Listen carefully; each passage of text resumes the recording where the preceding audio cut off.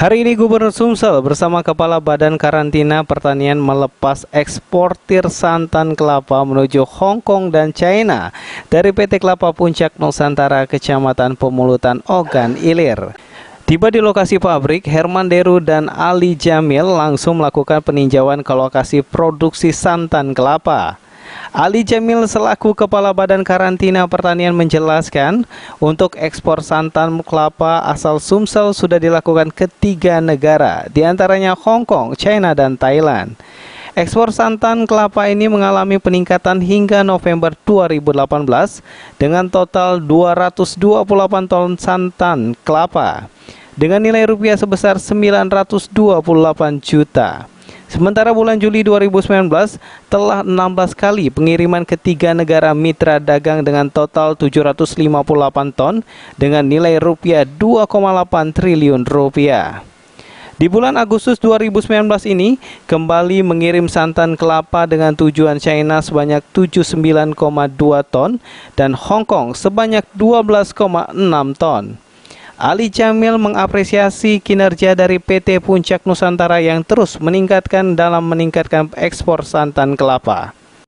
Oh ya, itu sudah kebijakan strategis Pak Menteri atau kita di Kementerian Pertanian untuk mewujudkan atau menindaklanjuti instruksi Bapak Presiden untuk akselerasi ekspor komoditas pertanian kita. Yang pertama itu OSS, itu di Kementerian Pertanian sudah sejak berapa tahun ini dibuka OSS. Itu untuk perizinan dan semua itu online single submission. Online single submission. Paling tidak 5 terobosan itu, 5 terobosan kebijakan yang disampaikan oleh Bapak Menteri.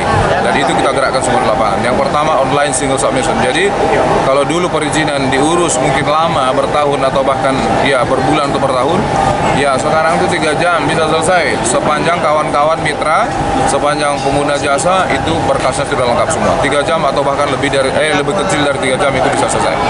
Tidak sampai 3 jam.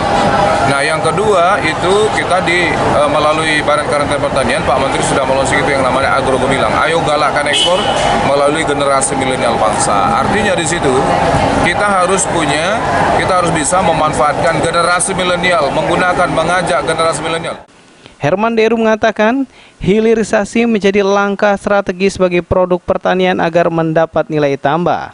Dengan demikian, kedepannya diharapkan Sumsel akan lebih besar lagi berkontribusi terhadap total ekspor non-migas di Indonesia. Planting, kita optimis untuk peremajaan. Itu yang ada kelapa-kelapa tua yang memang produksinya sedang puncak ya sekarang. Tapi kan tentu ada kulminasinya pada saatnya dia akan turun, makanya harus disangga dengan replanting. Kapan Bang mulai replanting? Ini mau ngirim surat ke Menteri besok. Anjuran Pak ini. Seluas-luasnya kita kan baru 65.000 ini.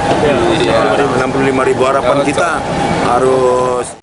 Sementara itu, Bambang Hesti selaku Kepala Kelas 1 Palembang mengajak semua pihak, dalam hal ini eksportir, agar dapat memfasilitas hingga kemudahan bagi petani kelapa di Sumsel, sehingga ada feedback yang baik antara petani dan juga eksportir. Kondisi yang kita mencoba untuk mengajak semua pihak terkait, ya, memfasilitasi, memberi kemudahan, mendorong potensi dari mulai dari petani kelapa, ya, sampai dengan pelaku industri, sekaligus di sini juga sebagai eksportir, supaya ya, ada nilai tambah komoditas kita untuk ekspor, sehingga margin keuntungan dari komoditas yang diekspor ini tentunya dinikmati juga mulai dari petani, yang eksportir, begitu juga tenaga kerja yang dilibatkan dalam proses pengelolaan santan kelapa. Nah, ke depan kita harapkan kelanjutannya bukan hanya santannya yang dimanfaatkan, tapi juga sabutnya yang punya nilai ekonomi tinggi, begitu juga terkait dengan air kelapanya maupun batoknya. Ade Sunandar, PAL TV.